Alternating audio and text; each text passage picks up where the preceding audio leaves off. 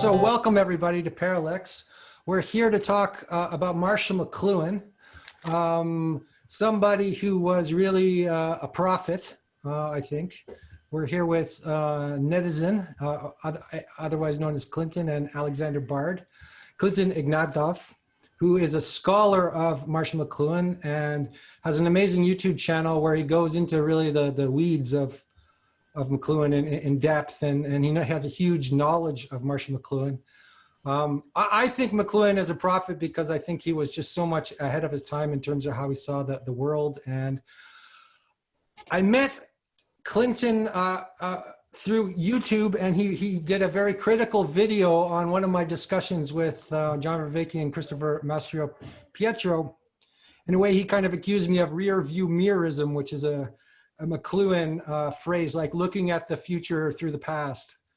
McLuhan says the artist is the person who can see the only person who can really handle the future and can express the future. Whereas everybody else, most of us are just looking through this kind of rear view mirror. So do I have that right, Clinton? And do you want to introduce? No, wait a second. Let me introduce first, because I'm the only non-Canadian of the three of us here. So, okay. Right. Well, we got Tom here to support me as well. Tom runs Parallax Academy, where you're involved too. So thank you, Parallax Academy, for hosting us. But I just want to say this, that I am an honorary Canadian tonight. We have to emphasize here that this all goes back to a fantastic tradition that started in the early 20th century, and it's now usually referred to as the Toronto School of Communication Theory. And when it comes to communication theory and media theory and strategy and all these things, it's unparalleled. So Canada, not the United States, contributed the most from North America to the history of philosophy in the 21st century. Can we just state that fact? So I can say it. So I'm here as a non-Canadian in the Canadian Empire with Canadian Andrew and Canadian Clinton next to me. And it's just going to be a fantastic ride tonight to be involved in this discussion on the heritage from Marshall McLuhan. Clinton, the word is yours. Yes. Can I say one more thing before Clinton comes in? I want to say also, I forgot to really say something about Alexander Bard and his work. And I think Alexander Bard is also a sort of a prophet of media and of the future. And I think that there's a real connection between Alexander Bard's work and McLuhan's work. Yeah, I would just say that the first book that I wrote with Jan Söderqvist, The Netocrats, which came out 21 years ago in the year 2000, is loaded with Marshall McLuhan. He's like as prevalent in this book as Nietzsche himself. So I've been a McLuhanite all along. Bona fides established. Thank you for having me. Yes, that was a great synopsis, Andrew. It's interesting because I feel like the artist is the person, as McLuhan says, who lives in the present when everyone else lives in the past. So they seem to come from the future, just because nothing they say is understood, and they seem prophetic in the rearview mirror. It's about having lived through accidentally having, finding the present salient or being on the cutting edge. It's really accidental, actually. No, insofar as the Toronto School goes, Harold Innis, whose basic themes I've seen, Bard, you've gone over them a lot, actually, in your books. Just the idea of not leapfrogging across the couple great minds as a painting of all of history. As this is also architectural historian Siegfried Gideon as well, right? As opposed to looking back to the past retrospectively by trying to understand the past by leapfrogging across the couple minds who comprise, the best thinkers of the age. You're trying to get a feel for the human scale mass of small innovators who are all building the age together, and it's as we're right. So it's sort of working in the negative, you might say, or working in the dark of trying to appreciate everyone whose name is not remembered through history, right? That's sort of the approach McLuhan takes, I think, towards humanizing our artificial inheritance, which is all of the mediated material world, right? Everything going back to the word, the spoken word, everything after the spoken word, which is an utterance as outerance, right? We develop language as a species, and then we begin to turn the material world into artifice, which we can then inhabit. And then now we've inherited these things as extensions as ourselves, and there's no cold machine-like abstract formal systems unless you are taught wrong. If you learn how to use a machine and you think it's dead and some material thing and it's all abstract and it's complicated, that's only because whoever taught you how to use that thing has neglected the human history behind its innovation, right? So abstraction, all of materialism as a cold, dead, abstract thing is just a neglect of understanding the history of where all of our human artifice, which we have inherited civilizationally, comes from. That's my spin on Mcluhan anyway, to start us off.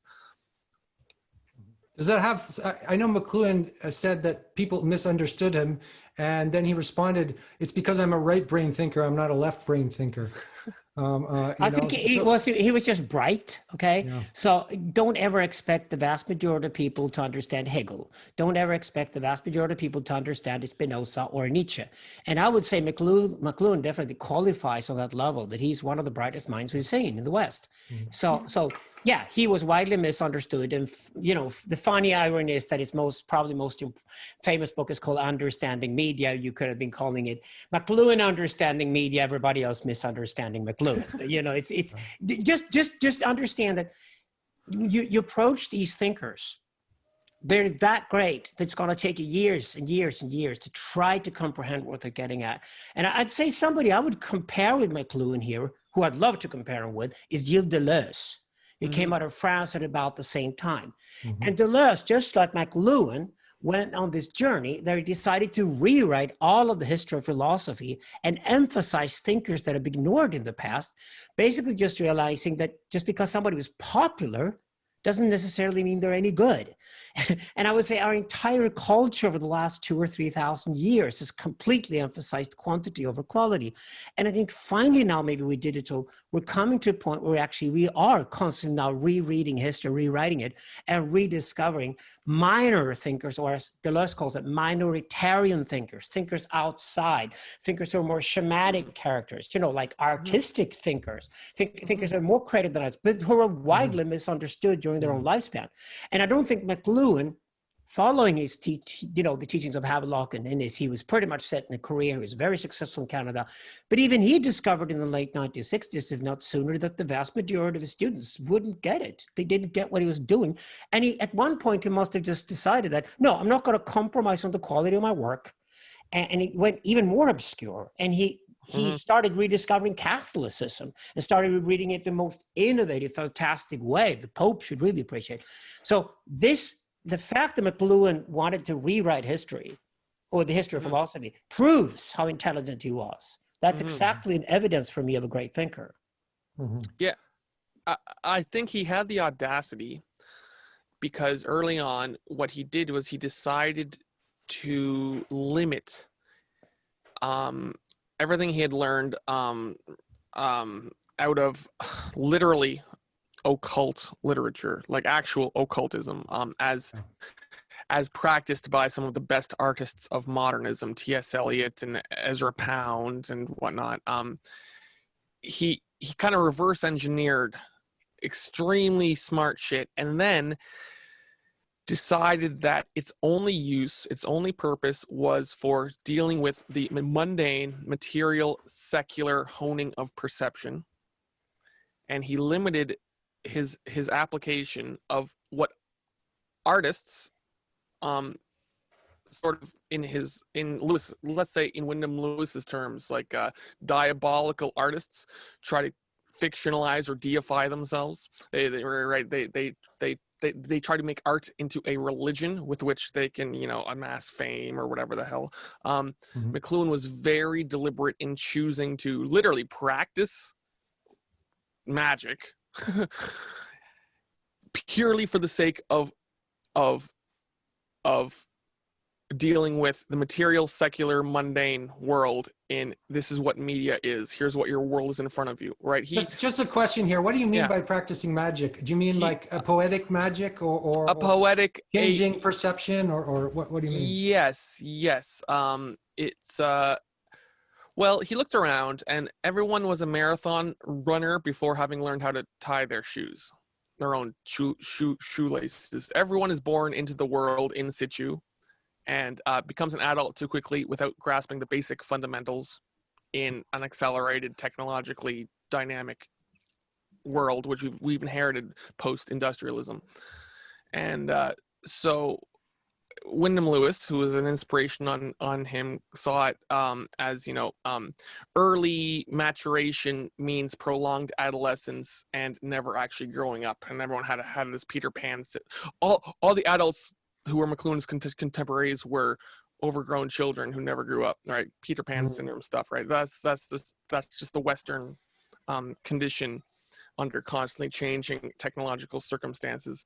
So when Mcluhan wrote a bunch of books, they didn't get published. No one liked his stuff. He was super judgmental. He was calling everyone overgrown children.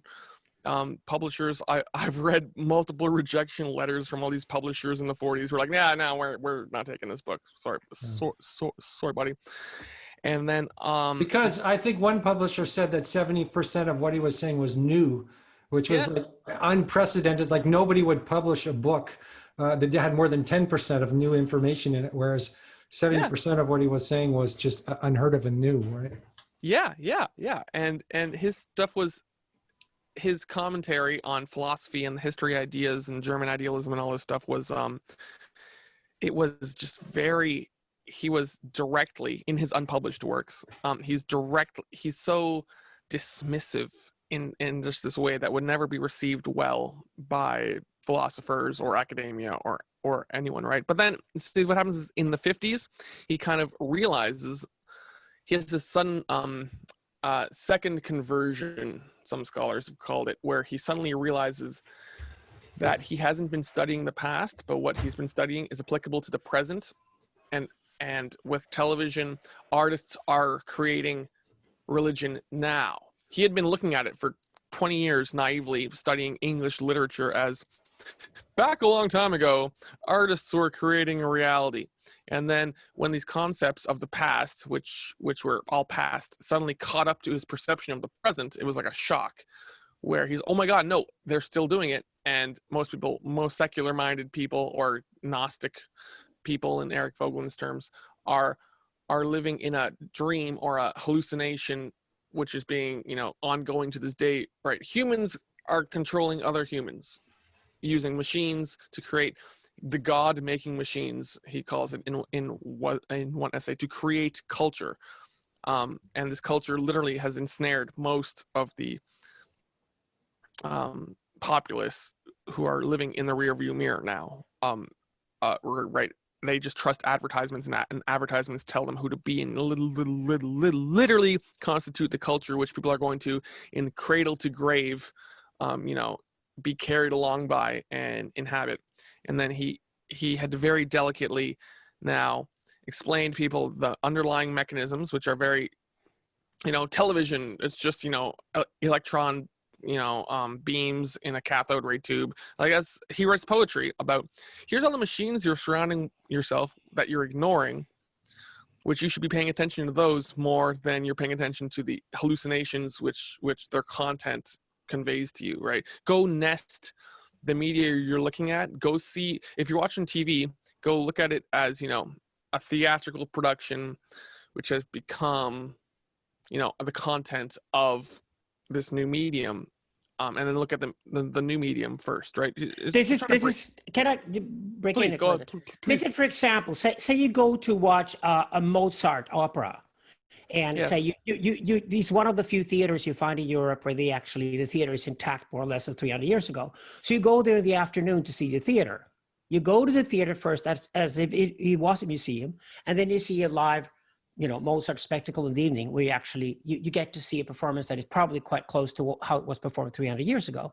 Now, this is exactly what Mcluhan does all the time. And what's interesting is that he goes straight to the media to try to understand the relationship between media and humans. Well, even relationship between media and media and media and then to humans, rather than between humans, as we always overemphasize.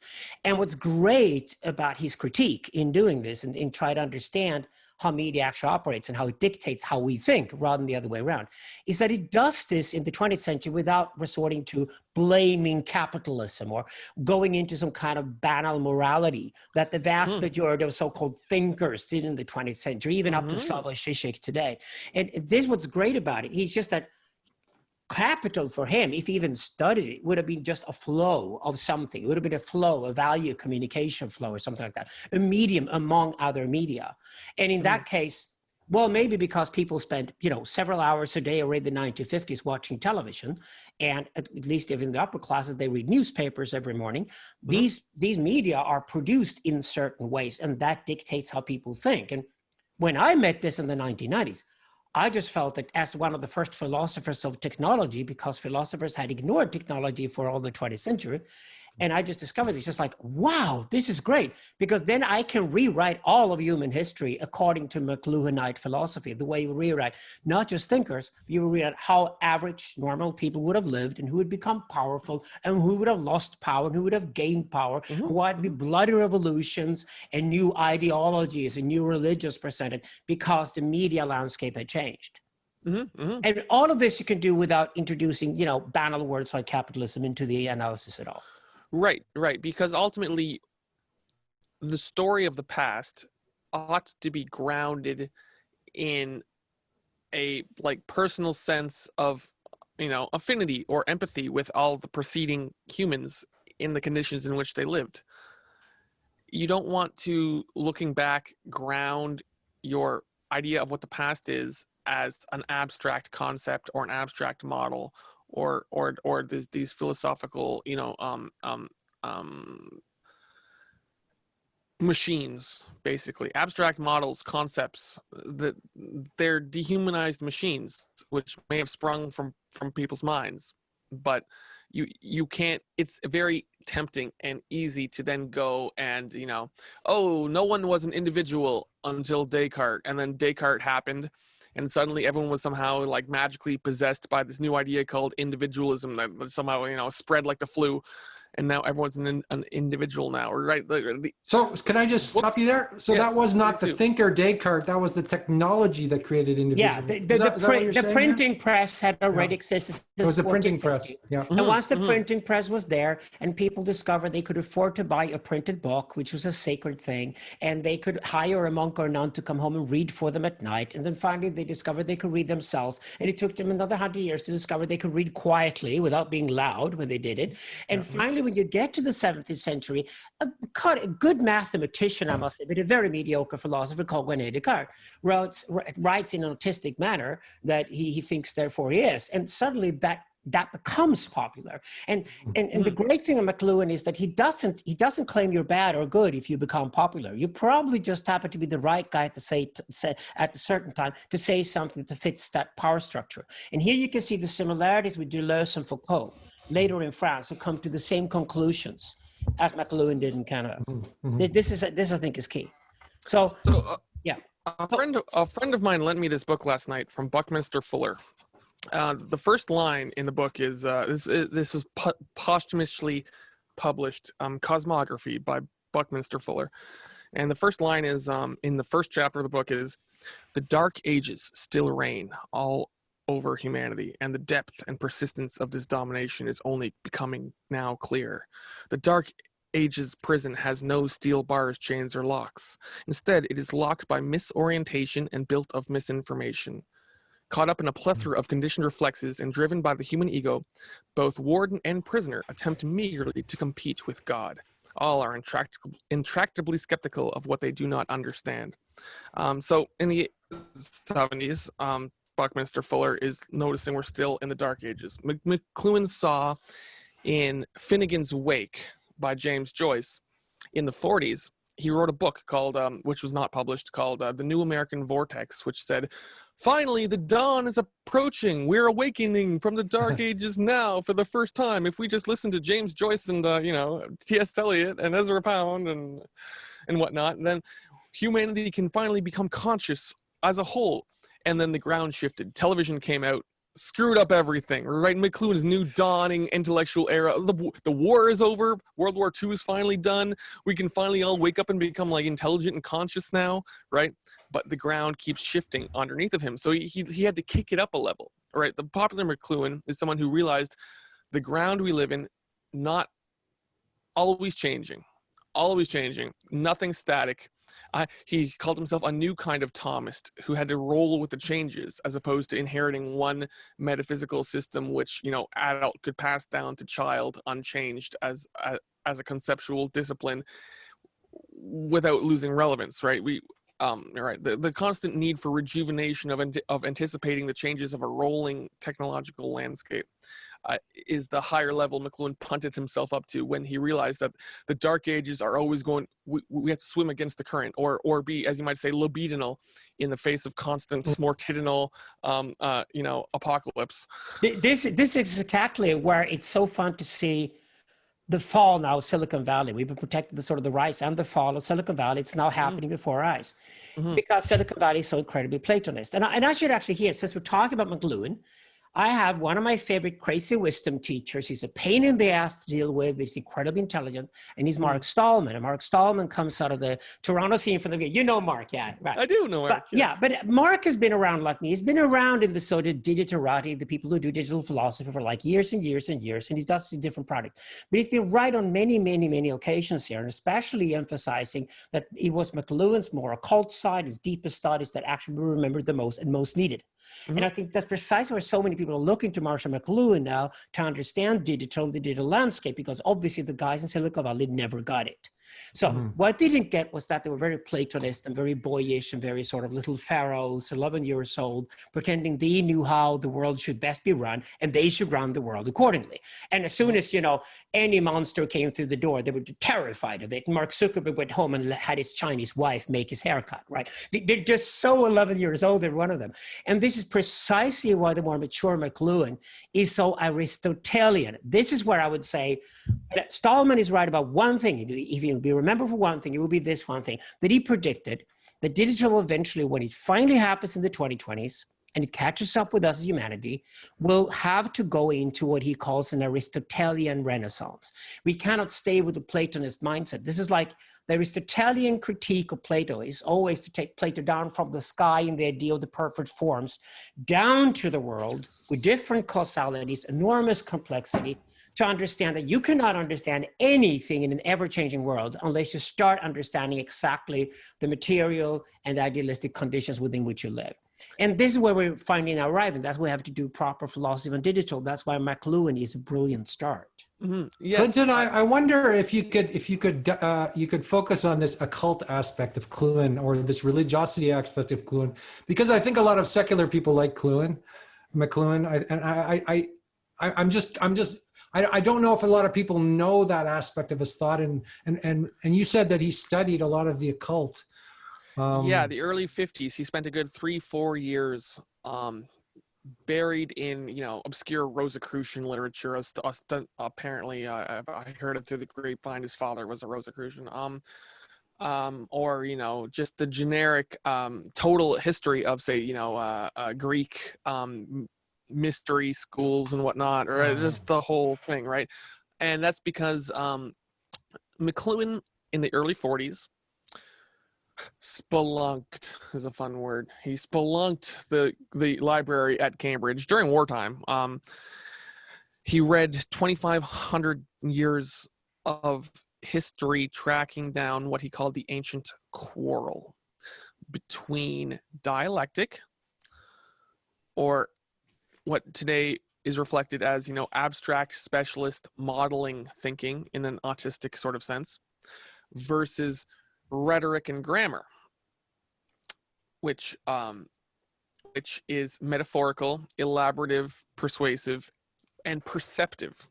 So grammarians know how to read a book, and they don't care about the content of the book. Grammarians care about knowing just what every word means, and they take that into their real world, and grammarians read a scene and they are perceptive of the environment that they're in, and they know the name of all the parts, and they understand the people, right? And then rhetoricians know how to enter another person's brain and rewire them backward, right? If you are a good sophist or a good orator or a good rhetorician, or which today they were all in law, a good lawyer knows how to persuade a jury, because they tap into the jury's, subconscious and hack their mind with eloquence, right? And so Mcluhan was reading 2,500 years of literature, where he saw the balance radically shifting back and forth between, oh, look, the autists took over here. And then, right, so that would be, say, let's say the rhetoricians and the grammarians got too heavy-handed with the church fathers and the patristics. And then now the opposite had to happen and rebalance and shift the scales with the schoolmen or the scholastics, right? All within the medieval history of who was delivering the sermons on Sunday, right? So he developed this left brain and right brain metaphor out of his interpretation of the language which was used, regardless of what was being said. Interpret how people are communicating first. Forget what people are saying. How is it that they're forming their thoughts? For a couple hundred years, we were doing it right-brained. For a couple hundred years, we were doing it left-brained. The autists were running the show now. The sophists were then took over, but then they went too far, and then the autists resurged because they made more sense again, right? This constant rebalancing, reshuffling. Is that related to, let's say, the oral culture moving into the text culture, which comes back again ultimately, to the electric culture, or yes, ultimately he ended up sublimating this model that he had developed out of the language I'm using, the logos, the classical trivium. He ended up rebasing all of his earlier perceptions on media studies. So the famous Mcluhan understood that it was the environment itself which was cultivating these unbalanced forces, these biases between left brain and right brain. You might think of it as neuroticism versus psychoticism even. Can we just go back though? I rarely do this in our conversation, but you're so fucking brilliant, Clinton.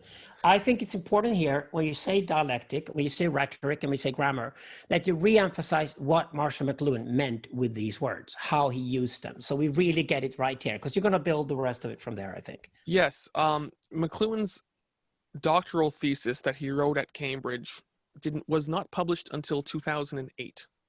There was no way to understand where Mcluhan was coming from until 2008, unless you had connections and went to one place and read someone's private copy of this, right? So he's as yet still largely completely untapped and misunderstood, because no one's had access to this original basis that he's got, and it's the medieval trivium.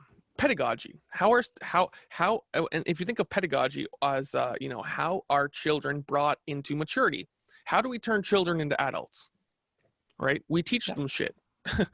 And so for 2,000 years, how did Western culture teach people shit and turn children into adults? Right? It was through teaching them the classical trivium, which is, as I said, and I will elaborate, rhetoric, grammar, and dialectic. And then when they handle that, they go on to the quadrivium, which what is it? Music, astrology. Anyway, the trivium is what's important, because the trivium, well, for our purposes, the trivium is what's important. So rhetoric and grammar are on one side. They're poetic. They're very, you can think of them as feminine. You can think of them as right-brained. You can think of them as mortitudinal, maybe. You can think of them as psychotic. They're in that quadrant, or that half of Camille Palias chthonic sort of domain of, I have to make sense of what's going on. What I have to build my senses so as to properly, proportionately mirror reality. That's grammar. I need to interpret a text. I need to interpret the world. All right, this can entail understanding the 4 levels of exegesis, as was taught. I think de Lubeck probably has the best text on that, which I've not studied in depth. But grammar is sensing and interpreting and making sense of, again, a book or the real world. Rhetoric is the output. If you think of grammar as the input, you can think of rhetoric as the output. Now you've got to poetically enter into other people's subjectivities as a full embodied person, right?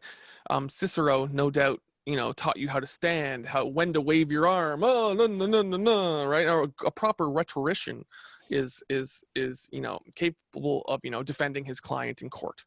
And if we sort of make it rough here, but easy for students to understand, we could probably say something like grammar today's most extreme form is something we call fundamentalism, and rhetoric in this sense, in the most extreme form today, is what we call postmodernism. So a lot of, for example, what we see woke today overemphasizes the rhetorical in Mcluhan's sense, whereas fundamentalist readings, this is, for example, why fundamentalist Islam and fundamentalist Christianity did not exist until the 20th century, because you didn't actually read text in such a neurotically literal manner as you did until the 20th century. So these things have also become more extreme in the contemporary society. Yeah. Yes. Well, that brings us to our last component of the trivium, which is dialectic. Dialectic is one step less. I like abusing words that I'm not qualified to use, so I'll say that dialectic is one stage less autistic than pure logic, right? So logic is syllogistic, right? Plato is a man. All men are mortal. Therefore, Plato is mortal. Or I think it was Socrates is actually the example that's oft quoted. But anyway, dialectic is trying to interpret the middle term from the first and the last. So that would be, Socrates is a man. Socrates is mortal. And now we're going to have a discussion, you and I. Socrates is a man. Socrates is mortal. Does that imply that all men are mortal? Let's debate. We're trying to infer the middle term of the syllogism, through a dialectic. Unknown, or the negativity, as Hegel would say, or something, right? Yeah, but that is Hegelian dialectics. So Hegel advances it even further. Dialectics and logos starts with Heraclitus, and then through Heraclitus you have different forms, like Plato and Aristotle, and then you move on, and then you come to Hegelian dialectics, which puts negation, all kinds of other ideas into there as well. This is when Mcluhan uses dialectic more in the classical trivium sense. So we should we stay with that. Yeah. So the fundamentalist, you would interpret the religious fundamentalist as someone who has subordinated their grammatical sense to strict literal dialectical interpretation of the text. So they've dogmified they've made the text into dogma first, and so all of their grammatical sense is slightly subordinated to that. It's all about which you're always using all 3 parts of the trivium in your consciousness. It's just how are you subordinating them, and in Mcluhan's long-term mind, when he was going over centuries of changing and using again, he was twice an English doctor. And then he discovered art, what Erich Auerbach calls, in his book Mimesis. And then he discovers this third way of interpreting art, right? So in Canada, he went to the University of Manitoba. He got an English degree in all the old ways of studying language. And then he went to Cambridge. He got another English doctorate in all the new criticism ways of studying language, and then art criticism changed again, and he mastered what came from Eric Wolflin and Siegfried Gideon as a new way to write. So he's such a freaking grammarian. He knows how to read a text. He knows when people are using words, he's taking it apart from this massive, ridiculous way where every single word next to every single word. That's why he's such a Joyce fanatic. Have you ever tried to read Finnegan's Wake? It's utterly insane, right? But he's working at a level where he knows precisely why James Joyce put this word next to that word and why he changed the spelling in that word, right? He's a word fanatic. And then what he does is he generalizes that to all human artifice. And we should add then here, for those who study the Toronto School, that Northrop Frye comes out of this movement as well. And with Northrop Frye, you have the origin of, for example, Camille Paglia. Camille Paglia owns just about everything she ever wrote to Northrop Frye. So when it comes to understanding literature and art in North America in the late 20th century, it was all Canadian from the very beginning. Yeah. And it seemed to me that Northrop Frye was really, he was studying the Bible in the past. He was also studying Blake and things like that, but Mcluhan was really studying the future, like they have a different orientation, which makes them almost complementary opposites or something. But it's funny, when Mcluhan discovered the cyberneticists in the late 40s, he was ecstatic, right? Oh my goodness, these guys at MIT are actually creating the present, right? And you can read his letters he wrote to, say, Norbert Wiener, where he's trying to describe the poet as a vacuum tube. Of course, right. So in a triode or a vacuum tube, you've got this big hunk of glass with a cathode and an anode. So there's electrons flying through a vacuum space. And then there's this little grid in the middle with a very tiny current. If you think of your guitar amp, right, you want to play the electric guitar, your guitar amp is going through this little grid, which is a very small current, just, the current just generated by you strumming the strings and rubbing on the magnets on the fret, on the pickups on your guitar, is going through this grid, which is modulating a vast current of, the amplified audio signal.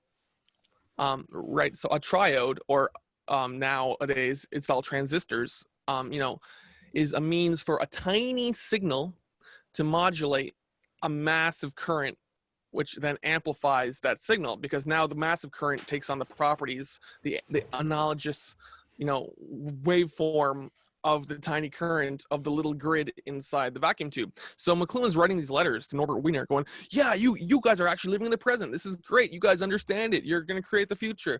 The poet is like the tiny current in the vacuum tube, by using just precisely the right words in his tiny little underpowered, human self, he knows just the right words to modulate and shape the vast current of culture. And he changes the whole world by picking exactly the precise words in his poem to change the minds of a whole bunch of people, right?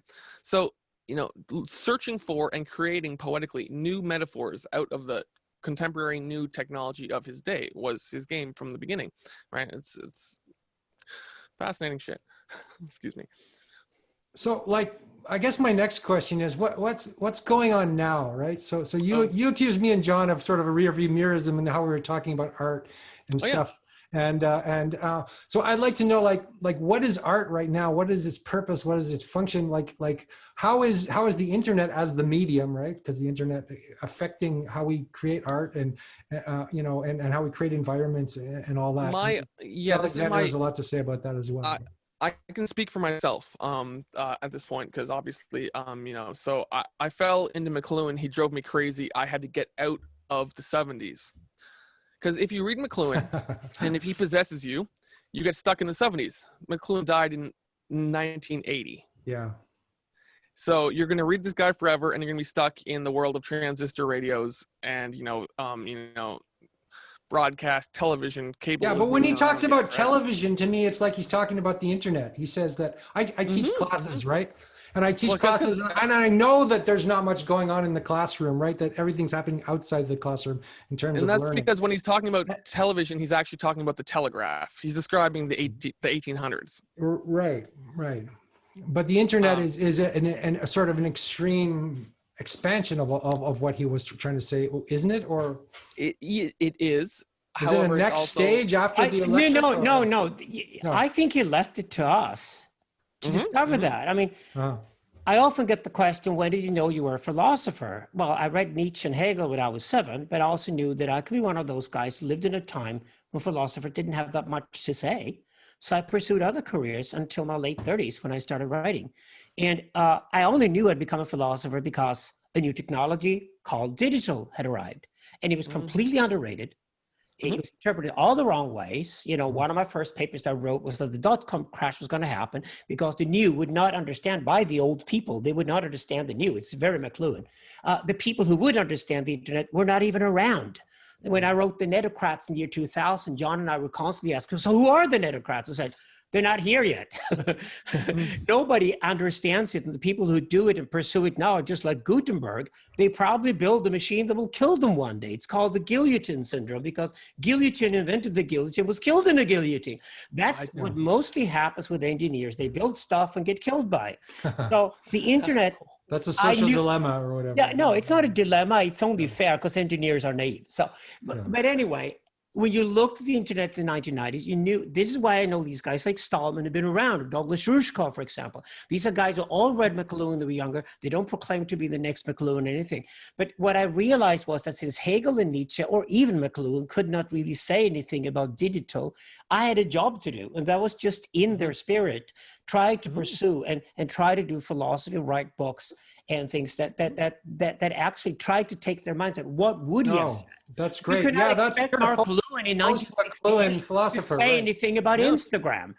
Probably he would have been terrified how horrible everything has gone by now, because I think we should be. But you know, it's at the end of the day, you take the spirit, and that's what he tried to do with the Thomas of Aquinas. And he tried to get, what kind of spirit does this guy have? What kind of eyes does he have? How can he see through all the bullshit that everybody else believes in to finally grasp what we do? And I think Clinton, you're still young. I think you're training yourself to have McLuhanite eyes to then be able to say things about technologies that were not even thought of in his days.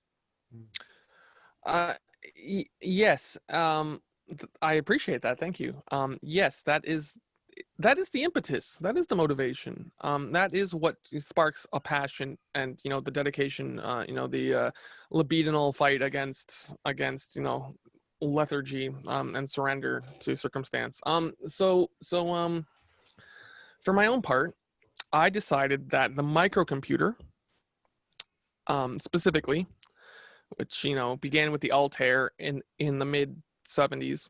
Was the medium all along, and that from the 70s up to the 80s, right up until Steve Jobs released the Macintosh, the computer was the medium. And a computer is programmable, and you program it at a very low level. And then this whole, it networks, it talks to other people. You can, you know, import the telegraph, you can bring the television into it, you can bring the telephone into it, right? That's all content. I'm just looking at people owning their own universal machines, because the computer is a universal machine. Anything that you can abstractly model, you can model it inside your own private little computer. And then in the mid 80s, the software industry sort of took the lead with ready-made programs, and people just started, let's say today, in our language today, buying apps off, you know, the App Store or the Play Store. And everyone has completely voluntarily surrendered their right to program their computer. And now they live in the network of the internet, and they work within the network of the internet. However, they're interfacing with the world through a machine which they've, through their own autodidactic neglect. Like, no one in the world's going to teach you how to use a computer. You have to pursue that study forthrightly on your own.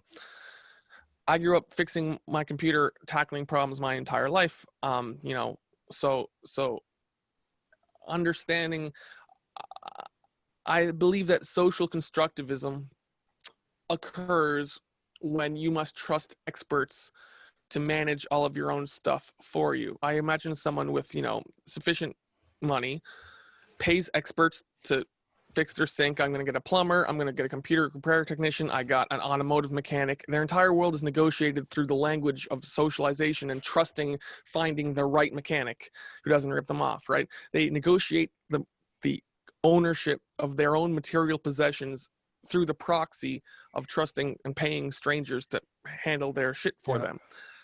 That's. So are you proposing like some kind of empowerment, like some way we can become empowerment in our use of these machines? Yeah, well, yes, because social constructivism sort of overemphasizes language coming through socialization. My mom taught me how to read. I was talking to my parents. I was talking to my expert. I was talking to my shrink, right? As though language comes to us only through communication with other people. And I'm talking to you right now. I'm pretending that you're sitting here across from me at a table, which doesn't exist, right? I'm actually just alone in my bedroom, and as the rest of you, and we're all hallucinating a conference as though we're all sitting in the same space, and that's totally illusory, right? And so we're brought up in a world where actual physical space is being hacked and short-circuited by these illusions of these machines, which are painting fictional spaces, which are overriding our sense of the real physical material reality. Now, I contend that expertise in the machines, right? Every part of a machine has a name, right?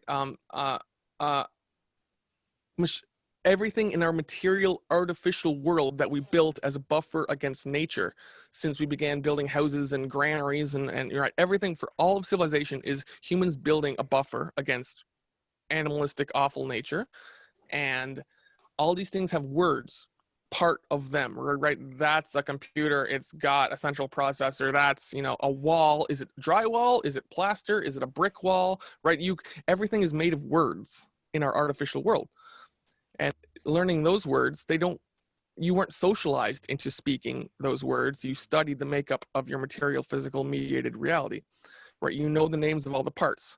You like if you take shop class in high school, right? You learn the name of all the tools that you have to learn. In science class, you learn a graduated cylinder and a test tube, right? You learn the names of things so that two people can subjectively observe a scene which is outside of them both and use the right language to describe the scene that they're sharing.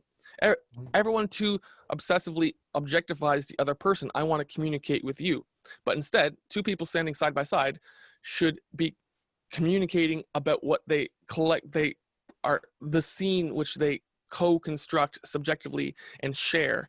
This is a this. Oh, I didn't know that. That's a that. I sit with construction workers in the bar and they point out to me the defects in the building. Hey, look at that counter. It's like crooked. And I'm like, oh, I wouldn't have noticed that. Right? Look at that shoddy work over there. Oh my God! If they were in a union, they would have done better than that. I bet you this place was built by some ununionized fucking bullshit. Oh wow! I had no idea. Right? Everyone is painting the exterior world in another person's mind when they commune. So psychology and social constructivism has overemphasized communication between people as ignorance of the setting that they're in. Sorry for rambling, but no, but it's just how would we take apart a cell phone and actually know what goes on there? No, that's not the point. Too complicated. That's not the point.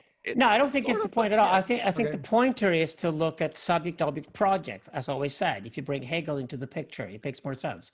It is the fact that you're projecting onto something. So, for example, the two craftsmen talking to each other in a bar, and sharing a common interest, which is their own profession, by the way, they will discuss the matters in there as if they would redo them or remake them or something like that. Like if it's a project, it's either a product being accomplished by somebody else within their profession, or they talk about it as if it's a product they could do.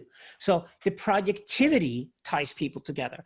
And this is precisely why, for example, today we talk about the internet and the centralization of the internet, and we want it to be more decentralized because we're terrified of the sort of centralized power. When America is increasingly looking like communist China and Joseph Biden intends to run America the same way that Xi Jinping does in China because he had Donald Trump who was a proof before him or whatever. It's just, when we see these things, we want the world to be more decentralized. But I think because we're 8 billion people online today, and we know individualism failed massively on us because we all became screaming fucking narcissists because of it, and Instagram got boring because we were tired of people believing themselves. We don't read self-help books any longer.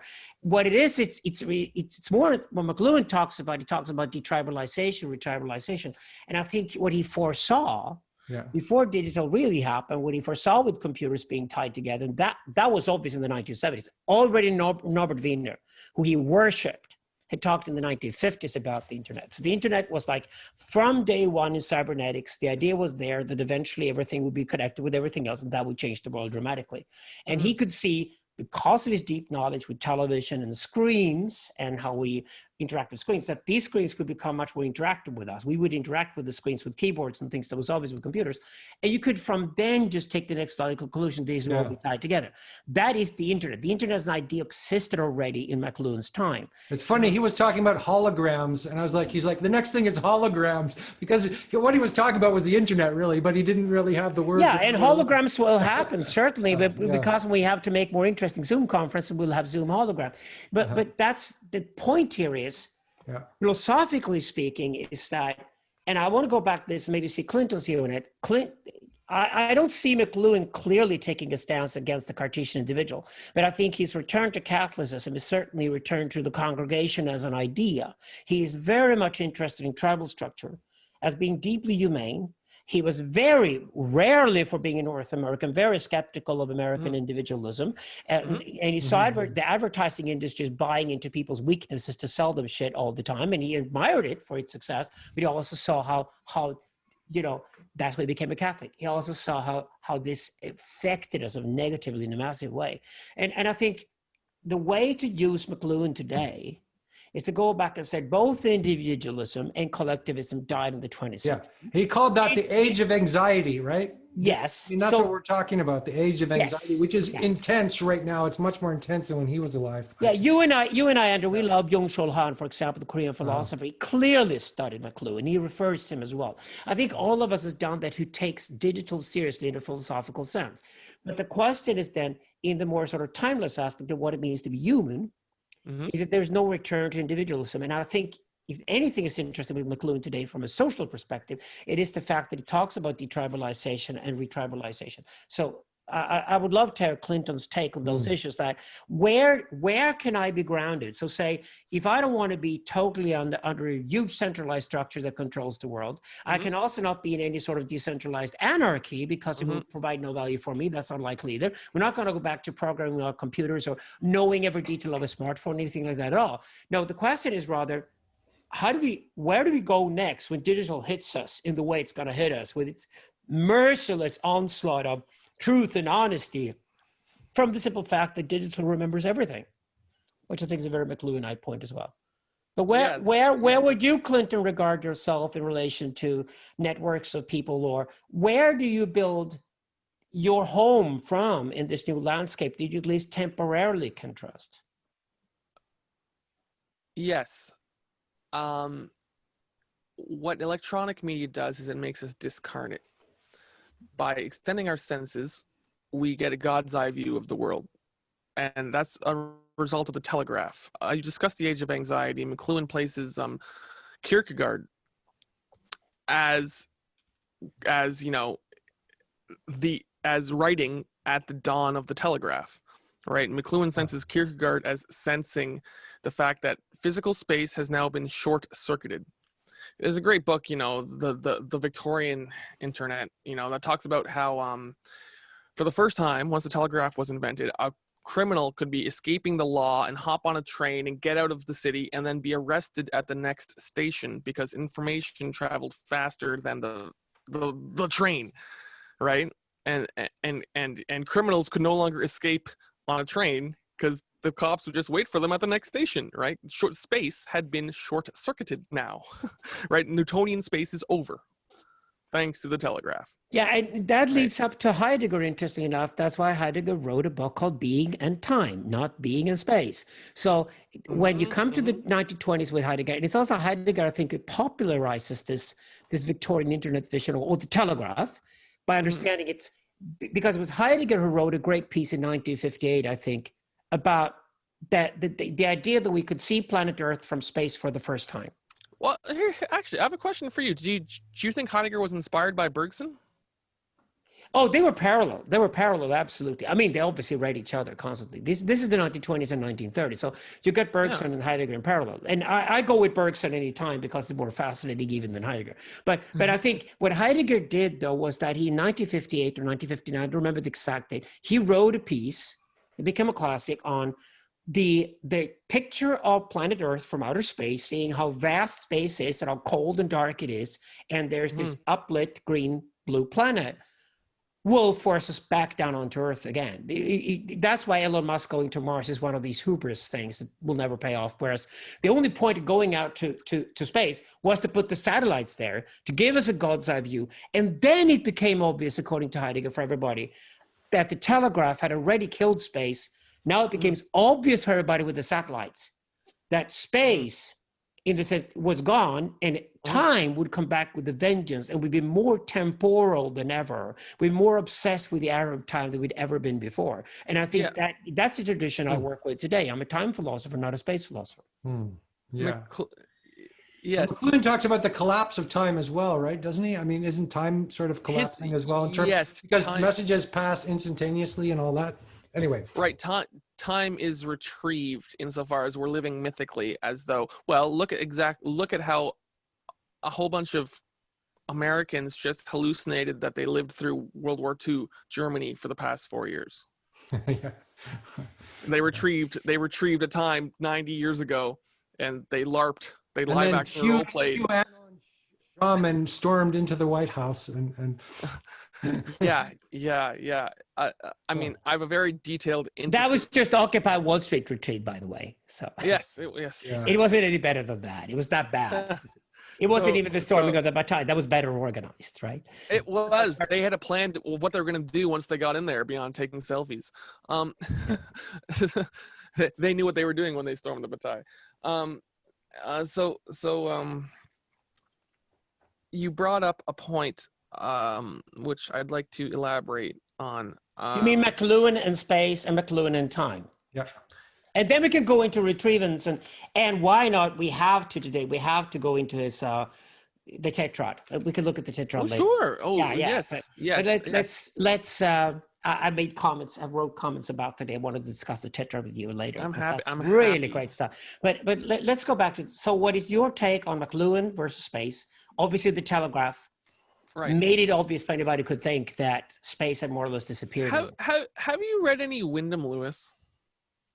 I have, yeah, but that was like years ago. So my soft spot, yeah. In 1926, Wyndham Lewis wrote a book, Time in Western Man. Sorry, Andrew? I'm getting it mixed up with another author, perhaps. Did he write War of the Worlds, or am I thinking of somebody else? Oh no, that's H.G. Wells. Okay, forget it. So Wyndham Lewis was a perpetually angsty, extreme dualist, split guy who had blistering political commentary on his age, which got him basically kicked out of Europe, and he was like marooned in Canada for the latter half of his life as a pariah from the continents. Anyway, he wrote a book precisely criticizing Bergson and the popularizers of Einstein. You see, Einstein's theory of relativity doesn't matter in what Einstein was actually saying. The greater impact of Einstein's theory of relativity is how people received it and how they made a metaphor out of everything being relative, turning them into, post-moral hedonists or something. Right. So Einstein took Nietzsche to the masses. That's the way I describe it.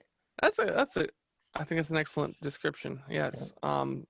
But Wyndham Lewis wrote a book. You said, which one did you mention? There was one in 1926 you mentioned. Time and Western Man. That's the one. Yeah. Yes. And Lewis was defending constant physical space against the onslaught of ever-changing, fluxing time. He would have fucking hated you, Bard. Pardon my language. He would have. He was writing as a portrait painter.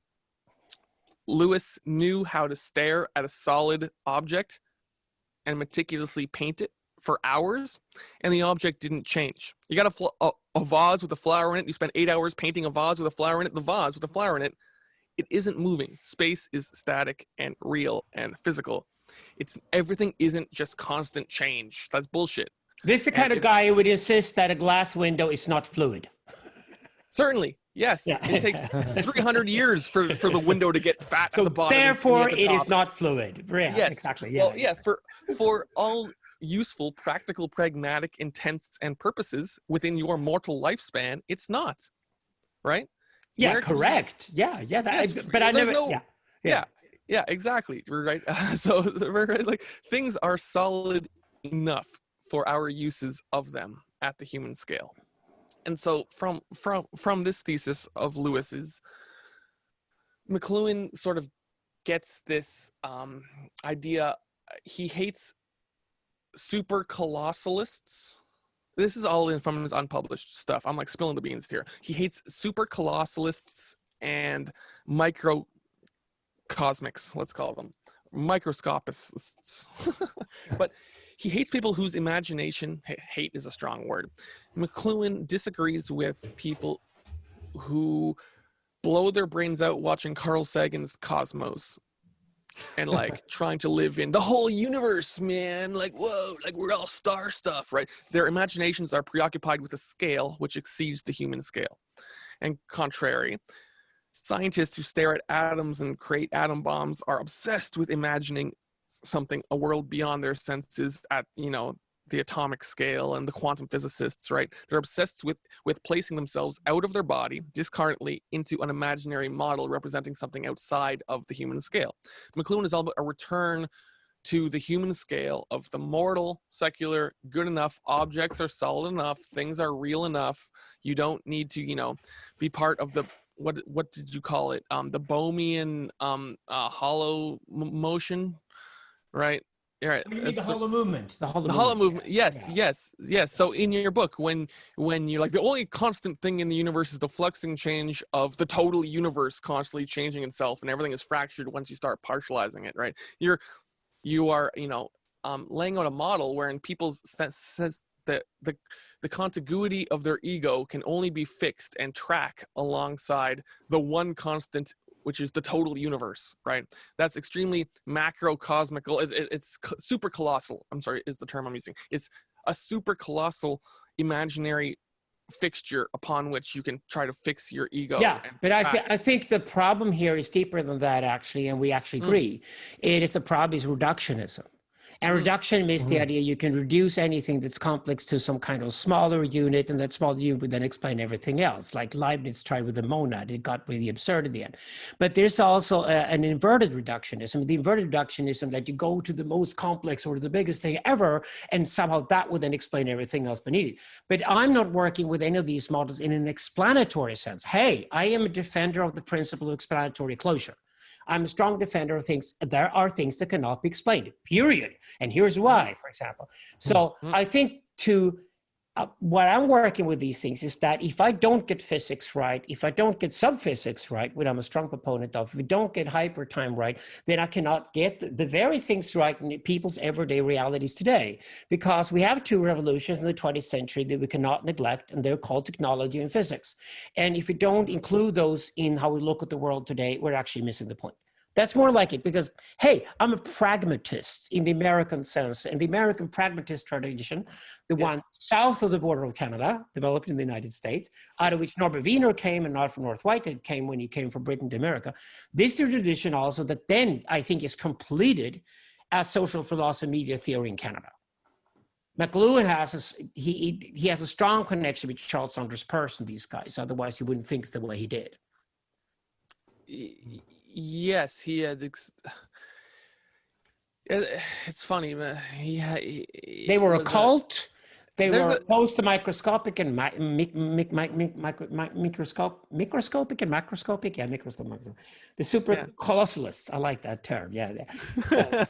And they understood media, and they were pragmatists. And obviously, William James and these guys. This is tradition that is actually very North American overall. Pragmatist tradition. Yeah. Yeah, this is just my own experience of reading these great minds. Is there's the narcissism of small differences, right? So when I say Mcluhan hated the pragmatists, which he did, right? We're talking about people who 99% share the same reality and then have bitter feuds over the last final 1% in their pedantic, right, arguing. And the total content of their debates and screaming at one another is that last 1% where what goes unspoken is the 99% that everyone else they take for granted everyone else already knows, right? So the narcissism. Yeah, the two autists who got left in the bar when all the guys were looking for women have left with the women. Yeah, exactly. That's who ends up writing the history of ideas, and that it gets studied. Yeah. No, but that does not surprise me at all. That would be expected from Mcluhan as well. Yeah.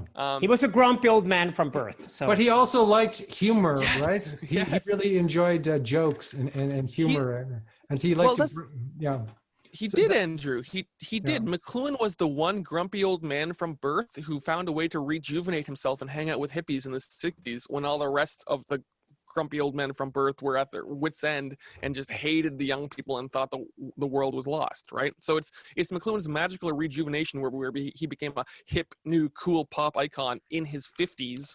Guy's born in 1911, and he's hanging out with like John Lennon and Yoko Ono. he was in a Woody Allen movie. Yeah. Playing himself. How does a dude grow up to be the most judgmental, cynical, above it all, highfalutin, you're right, oh, everyone's an idiot, and then suddenly rejuvenate themselves and become hip and popular in old age? It's amazing. It's that transformation itself is. There is apparently a huge sexual market for grumpy old men. Marcia McLuhan proved it. So there you go. Gives me hope. Yeah. That's very. I was interested in what he said. We must connect Wyndham Lewis again. Where did this weirdo Wyndham Lewis, and I remember him from literature history, right? So when you write literature critic, you read Wyndham Lewis. So where did Wyndham Lewis and his time and Western Man come into the picture here when you study Mcluhan? What's the connection between Mcluhan and Lewis here? You're right. McLuhan, was the one, or did you just mention it because you were talking about Bergson? No, it's extremely integral. And Lewis and McLuhan, McLuhan would bug his mom to lend Lewis money. Right when McLuhan was exiled in Canada, Lewis wrote an entire book about living in Toronto and how spiritually dead Toronto was, called Self-Condemned, that I haven't read it yet. McLuhan is a character in the book, actually. So Lewis was extremely astute and perceptive, and he used English is an unfinished language. English is still a vernacular. It does not have what French has, as I understood it. I don't speak French, but I appreciate that. Other languages are finished. English is not. English is still a pigeon, which was abandoned when James Joyce lost everyone, and everyone got lost improving English in the 1930s, and it never recovered. English is a messed up pigeon, half-assed, mashup still today for explaining anything except obscure technical matters. Except for Wyndham Lewis, who insists that English is now fixed.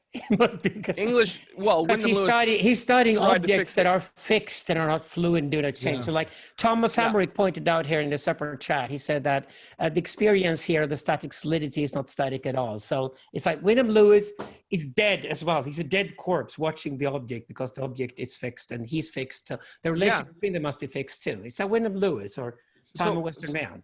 Yes. So okay, I'll try. I think I can explain this succinctly. McLuhan always had this thesis that Machiavelli destroyed Western society by legitimizing the prince as running his country like a machine and not caring about his subjects. Hey, are they revolting? Just go, decimate them. Go kill some of them, right? Right. It's a very cold, cruel, calculating machine-like means of rulership. McLuhan saw Dale Carnegie as the modern Machiavelli. Hey, just walk up and shake their hand real strong and smile at them and they'll like you, and you can be a total sociopath, but you can make friends and influence people easily. You don't even have to know them. Everyone should just be, everyone is estranged nowadays because everyone took Dale Carnegie's advice on how to influence people and make friends, and is just, smiling and nodding and manipulating people's, subconscious impulse to, signal being friendly so as to fleece them, right? Lewis wrote a book in 1925 called The Art of Being Ruled, which was the perfect complement to Machiavelli's The Prince. So The Prince is written to the prince. Here's how you rule people. And in 1925, Lewis wrote The Art of Being Ruled, which is, here's how the people who are being ruled by the prince are going to be. They're all going to be lost in time and space and basically schizoid and they're going to be, bumbling around and easily manipulable and probably, sexually ambiguous.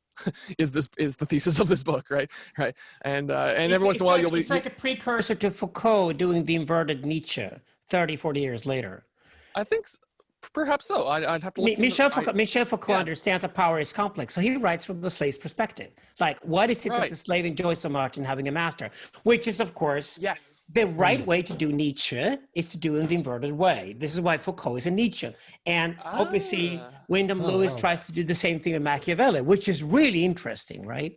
Yeah, I like that a lot. That gives me new impetus to study Foucault deeper. Yes, the subject who is being ruled in the art of being ruled is, as I said, sexually ambiguous and lost in time, and is impelled to create art as a means of personal expression or make art into a hobby. Whereas this is Instagram. It's fucking Instagram. This is exactly what we got. This was pathetic. Yeah, art becomes this, right? Rich people with too much time on their hand become painters. And of course, Lewis, as a real painter, the price of a smartphone has fallen so dramatically, so everybody can behave as if the rich people expressing themselves artistically. And that's expressing themselves. Oh, here's who I am, right? It's a narcissistic, right. So Lewis is extremely judgmental of art as expression, right? This is where Mcluhan gets his idea that the role of the artist is to show you what your world is made of, not enrapture or captivate an audience in some bullshit fantasy escapist garbage or whatever the hell, or art as therapy, right? I make art to heal my trauma, whatever the hell, right. So these guys are extremely judgmental against that entire vogue, right? Meaning the only way you could do that, say if you're Jeff Koons or something like that, is that you could do that if you at the same time pull the rug under your audience. Otherwise you can't do it. Otherwise it isn't art at all. It's just banal. Yes. Which, of course, the problem with Instagram is that nothing in Instagram ever offends you. And since it doesn't offend you, it isn't art. There is no art there. It's just garbage. That's very Mcluhan-esque as well, because Mcluhan says he actually wanted to put people on, and he called it a kind of violence, and he said that's what violence should be. Violence should be dialectic, or you should be attacking people's fixed perspective. So I've been speaking mostly from my reconstruction of the first half of the 20th century, but I should get into the Mcluhan people know, which right.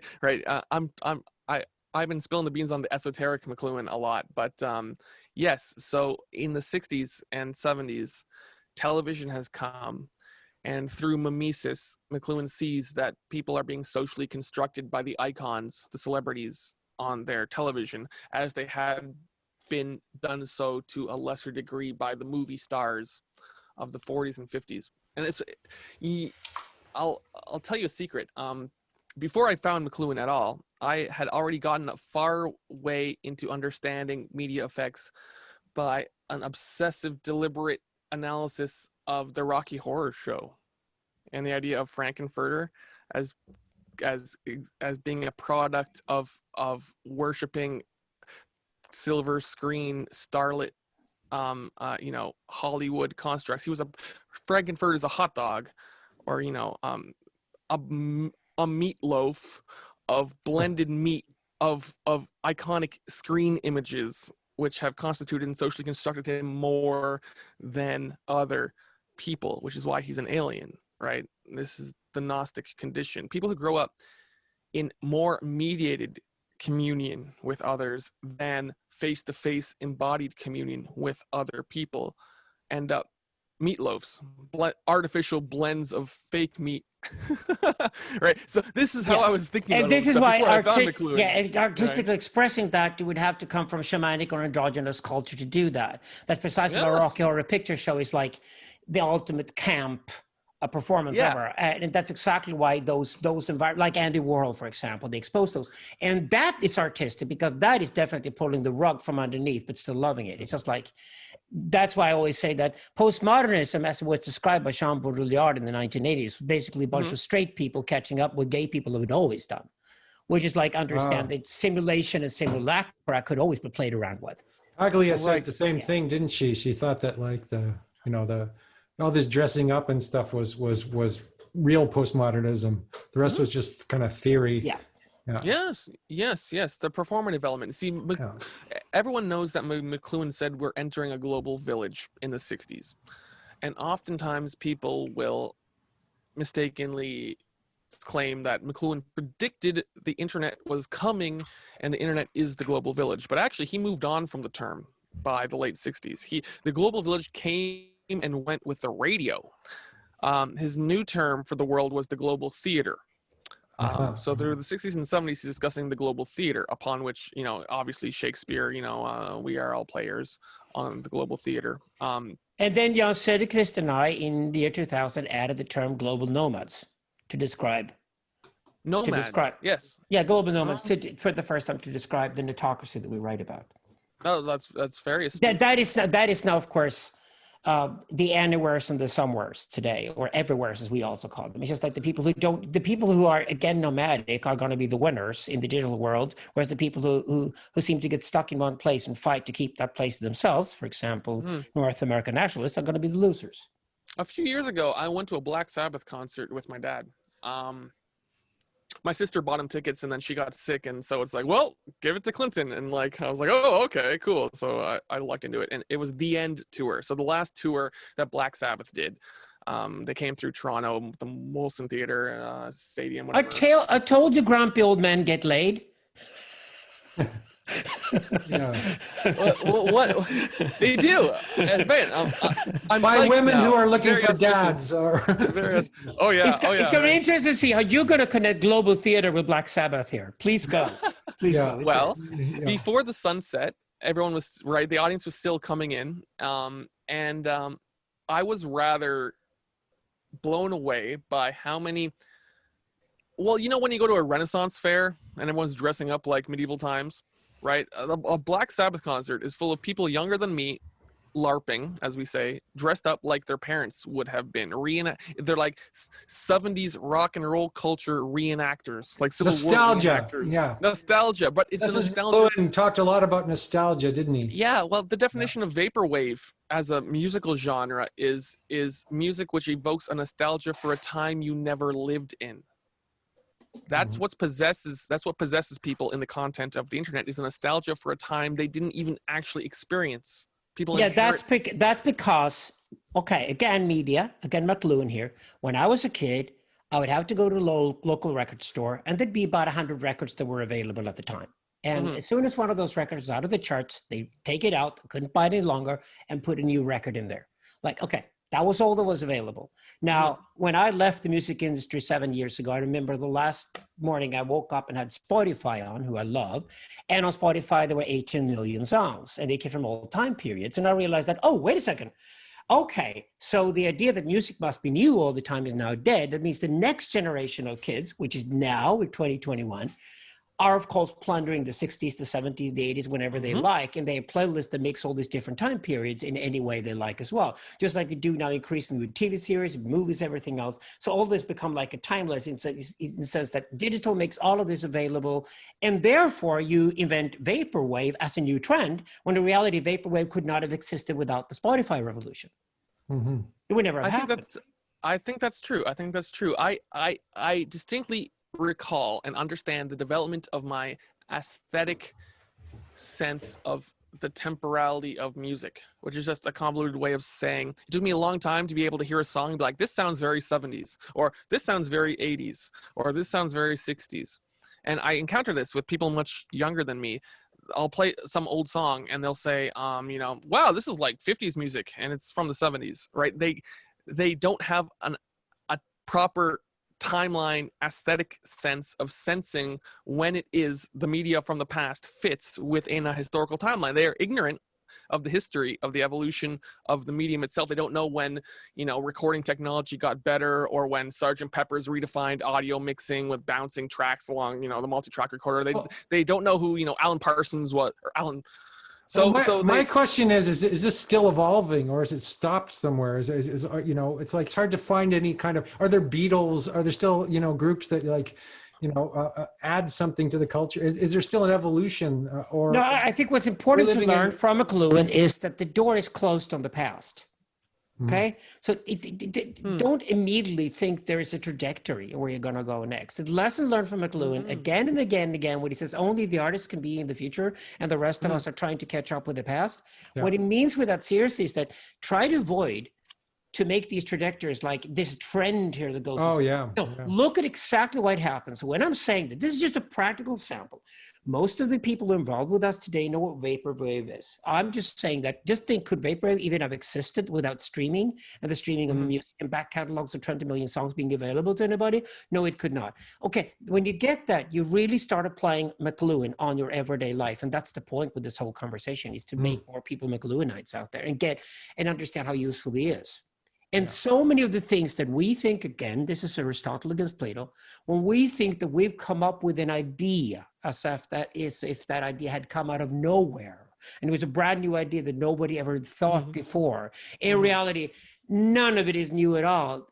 What our minds do in collaboration with one another at best is that they just reflect to new media realities. And because of these new media realities, the world we create is different or thought of differently than in the past. That's none of it is new, but he also says the artist has a unique gift to be able to, be a prophet of some kind and express the future, right? Whereas most of us are sort of like too overwhelmed by what's coming that we retreat back into the past. Yeah, if there is hope for projecting a trajectory, the sort of trajectory that is, as we're saying now, is beyond the capacity of most. It begins with learning how to tie your shoelaces before deciding to be a marathon runner. Everyone's a marathon runner. Yeah, well put. Nobody learned how to tie their own shoelaces before they became a marathon runner. That's the tumbling, schizoid, lost in the flow, time fluxed person. Exactly. And if you critically look at the world today, you will discover that the vast majority of people live in the wrong paradigm. So when I talk about paradigmatics, it's again very Mcluhanite. So I would say if you can understand the contemporary media landscape and where it's heading, technologically it's heading, you'll be ahead of everybody else with miles and miles, because the rest of the people around you will behave as if they still lived in a society decades at best ago, possibly even, centuries ago. Well, for example, is this. When you, for example, Andrew, when you bring up the question, so where is the trajectory going? This way of addressing a story about something in the past, something that is just still narrative structure. No, wait. It's a grand narrative. It's the grand narrative, right? But wait. The way to look at something that happened 7 years ago, for example, that then changed things forever, that closed the door on certain things. So that means that understanding music from the perspective of every kid in the world living with a record store with maximum 100 records around the corner. So you have to understand music from that perspective, meaning music is news all the time, because then the music industry will advertise new records all the time. And that's just dead. That just blew up and died, and there's no way back. And then asking, so where are we going next then? That is a typical question for a newspaper columnist. And so many, often today, when we look at how people try to approach where we're at, and they discuss futurology, they discuss to seriously try to understand what the future is going to be like, they address it as if they're just about to write a newspaper column and get paid for it with their opinion. And this is exactly when it gets interesting, is to really truly understand that so many of our everyday behaviors, even among us who are clever, our everyday behaviors are just replicas of or mimicking old media behaviors. As if you should do them again. Like young guys today meet me in the streets. They know I used to be a successful musician. They want to play with their music, and they say, yeah, me and my 3 friends, we got a band together playing in a garage. It's just like, why? Because that is just mimicking behavior, what you had to do 50 years ago. But now when you can do music in so many other ways, why are you going to try to make music like your granddad did? You're not sounding like an artist at all. You sound like somebody who's going to perform in a museum. Why even go there? But people get stuck with bad paradigmatics all the time. They get stuck with these things because they get stuck with how we used to do things because the media landscape was different. Okay. Well, my question with that is like, when we had a conversation with Clinton about it, and he was saying that my view of art was the rear view mirror kind of. I said, yeah, I agree with that. I live in the past. I don't know what the fuck is happening, right? I don't even know what this sonic wave thing you're talking, vapor wave. I've never heard of that. Like, it doesn't interest me. What interests me is the 1920s or the late 1950s. You know, I want to live in the past. I don't want to live. I don't want to try to. Clinton, can I just remind you that Andrew has kids? Yeah, He raises a family and has kids. I'm old, but That's why he gets stuck in the past. Because as soon as you start breeding kids, it's going to take half the energy away from you, and you will get stuck in the past. No energy left for tomorrow. Yeah, you have to pretend like you know what's going on when you have kids. well, you know, I don't sorry, really that's a care that much. low Like, blow, I'd rather but- study, you know, I'd rather not try to be, you know, Guys, we have to go into the tetrad. All right, I can. Clinton, back to you Okay, again. by the way, we have 5 minutes left in our formal conversation here, and Okay, then we we're definitely planning have to open check it out the up to the tetrad in audience. those last 5 minutes. Please. So Clinton, yes, the floor is yours. right. So this is all about achieving what John Vervaeke calls transjectivity, which is, you know, a proper merger of subject, or a proper solution to the problem of dualism or the mind-body split, right? So the tetrad, as Mcluhan's last formulation of his theories, it's 4 parts: enhancement, retrieval, obsolescence, and flipping. Right now, they apply to what catches on with people. What catches on with people? What becomes the next best thing that everyone goes out and buys, right? So there's a subjective element to it. The new thing has to retrieve something old and familiar so that people aren't scared by it. That's what my point. I want that you have to get something from the old and bring it to the new. You can't just go into the new. Yeah. People buy a computer so that they can have a typewriter. They don't buy a computer for all the things a computer truly is, which is a magnificent, impossible to understand, universal machine of pure law, right? No one buys a computer except nerds who end up, you know, being Steve Jobs and Wozniak and Gary Kildall, right? Gary Kildall created, you know, the world we live in.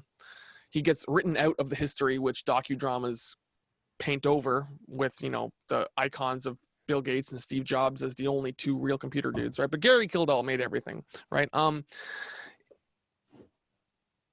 The tetrad is the dynamics of things which catch on and become salient to us. They become the thing you notice. Oh, you've got one of those? Yeah, I got one of these, right? So it's retrieved something familiar, which makes it easy to use. The car retrieves the knight in armor, right? When you're in your car, you're protected by this massive metal shell, right? It obsolesces your old thing, say the horse and buggy, right? But when pushed to an extreme, it flips into a new thing. So once everyone has it, it becomes obsolete.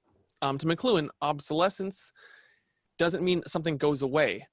It means this thing is so ubiquitous that no one cares anymore. Of course, everyone has one. I'm sure in the 1800s, having a wristwatch was amazing. No one freaking cares about your watch anymore, right? Obsolete things are abundant and plentiful and cheap and flood our thrift stores, our secondhand stores, right? You can't get, right? Books are obsolete because we're all drowning in them. You've got a nice bookcase there, if I ought to point out, Alex. Right? I burned it every 3 years. That's probably good. And then it's rebuilt again, yeah. Actually, I also tear away all my emails every 3 years, so. I always describe my autodidactic mode as smash and grab intellectualism. The most important part of learning anything is to forget about it and leave it behind, and then it'll come back to you years later if it was important or not. But I try not to stay fixated on an intellectual interest. Mcluhan being the first exception, actually. This is the first time I've actually studied one person obsessively for years, right? Because just as he's very deep and you study through him. I'm not studying Mcluhan, I'm studying Wyndham Lewis, et cetera, right? You study through him because he just cherry picked all the best books first and tells you who to go read in the larger scope of things, right? So the tetrad is a dynamic of are artificial material objects that become ubiquitous, and they enhance something which makes them useful. They obsolesce the old way of doing shit. They retrieve something from the past which makes them familiar and feel safe. They're not a new scary thing. And when everyone gets too many of them, the intention behind it gets flipped, and with sufficient quantity comes a qualitative change. And oh my God, we were doing this and we didn't even know. And then this thing, which we thought was cool, flipped into this horrible nightmare now that we all have to live with thing, right? So anything taken to the extreme flips its properties and now becomes a whole new problem that wasn't anticipated in its origin. And this is true of everything which becomes, let's say, commodified in an industrial society and marketed, whatnot. Okay, I'm just going to stop you now because we're at 9:30, and I want to invite the people here who have sat through all this to join in and ask questions if they have any. Okay, and you could just keep going. We could just keep going, but also invite the audience in. Lovely. Yes. Mcluhan and if ended people on, felt like putting on their cameras, it would be great so we can see your faces and you know. And maybe Tom, you could put it on the view, put it on gallery view so that we could see everybody. There we go. Hey everyone. All right, cool. Yeah, so Mcluhan ended on the tetrad as a very tight, neat formulation, which he saw as like a kernel around which he could then encapsulate all of his prior, more misfit, discontinuous perceptions, right? He could contain everything that he was trying to say all along within this initial structure of the tetrad. Would you dare then to make a comment on if we would dare to apply the tetrad on the first 30 years of digital, say from the late 1980s up until now, and what the internet has become so far? Yes, digital. So I'm sorry, I'm so I have a habit of starting on a digression. So IBM reinvented management. Right, the corporation, the publicly traded corporation, they're all regulated to have a specific management structure that began in the 20th century. Every company needs a board of directors and a CEO, and they all need this, right? Every company horizontally has this structure. And then the part of your company which is specific to your particular business is logistical. There are certain things you need to track: your stock, your quantity, the price of pork bellies, whatever the hell it is. There's all this specific stuff, and so management is so every company has this bicameral identity of being management, which is universal, the same for all companies, and logistics, which is all the specific things that you're managing and tracking.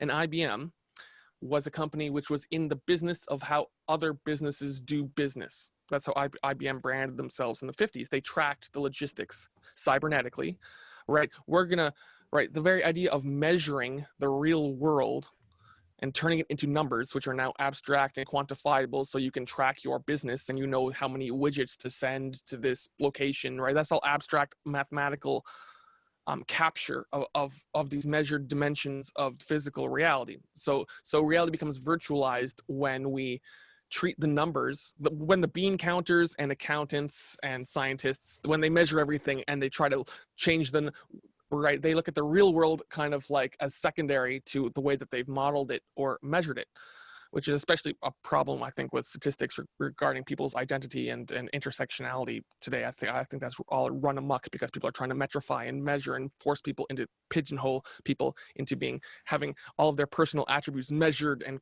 qualified and quantified, right? So computers, the digital, is precisely this: when reality becomes the content of an abstract system of runaway scientists who are holding a ruler up to every dimension of your being and pointing at the computer screen and saying, "We've measured you. This is you," right?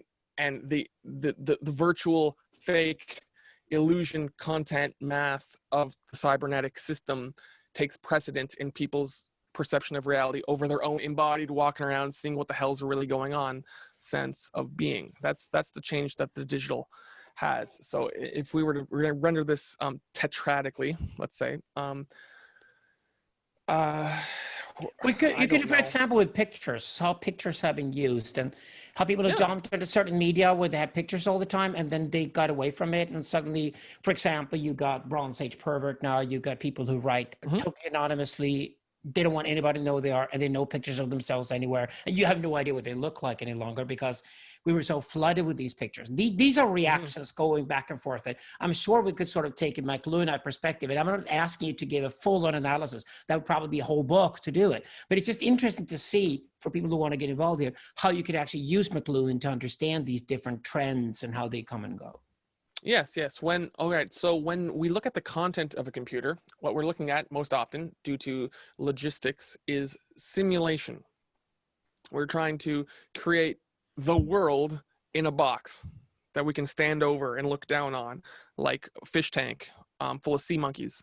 Right. You know, the brine shrimp that were sold through comic books in the 60s and 70s, right?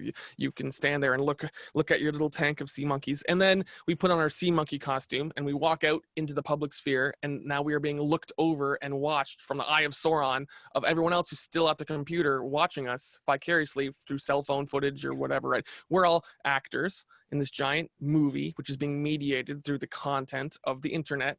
We're all sea monkeys in some sadists, you know, plaything internet troll is fucking with people's lives, getting them canceled or what have you, right?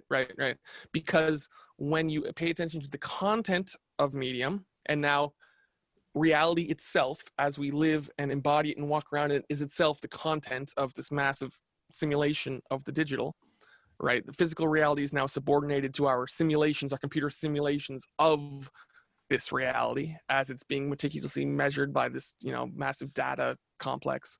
The virtual takes over the real, and everyone's LARPing like they're in a video game in the flesh, storming the fucking Capitol building in a stupid costume, like they're, you know, like playing, you know, an instance in World of Warcraft or some bullshit, right? And that is because exactly we're conflating and we're merging falsely the simulation in the box with our embodied real physical reality. And so studying media is a way to look at the physical material world as, you know, no, this is more real, right? You ideally, I'm thinking it is ideal for people to go back to privileging material embodied physical reality by studying what it is their world is made of and learning the names of all the parts in their machines, as opposed to paying some expert to fix it for them and living in a socially constructed fantasy where the only time they use language is to hope the guy that they're giving money to doesn't rip them off, right? Well, it's certainly evident when you then have to interact with such a physical material world. For example, why we poke fun at Occupy Wall Street these days, because the kids went there with their cameras to take the selfie. And within 3 days, the capitalists of Wall Street were selling T-shirts to the kids, and then the kids went home. Yep. System was reinforced. System was not challenged at all, because this was just a terrible sort of mimicking of a computer game version of the storming of the Bastille. And if that was a tragedy, the real farce was, of course, Donald Trump and the Congress and all that. But the true tragedy of the Congress being stormed by Donald Trump's villains or whatever is that Donald Trump wins because his TV show runs for another 4 years. He just took his TV show to the White House for 4 years, and now he's taking his TV show outside of the White House for 4 years, turning Nancy Pelosi into the witch that he needs for his TV show. And she falls exactly into the trap by starting the impeachment process, which means that Trump has another year in the media limelight. And the question is then, has Trump ever said that he was anything else but a TV star? No, probably not. Did Ronald Reagan say he was everything else but a Hollywood actor? No, he wasn't. And in this sense, these media landscapes, they move into something that is at least pretending to still be about some kind of physical materiality, when probably what is going on is that power has left politics altogether, and politics become part of a local version of a global theater, and power is somewhere else, much more materially, physically. So I have a question about that. So I have a question. Mcluhan said that, Nixon had no charisma. He was from the radio age, right? He was just a radio guy. He had absolutely zero charisma. And that's why he was kind of replaced by Kennedy, because when television came along, you had to be charismatic, right? You had to be a sort of reality TV star.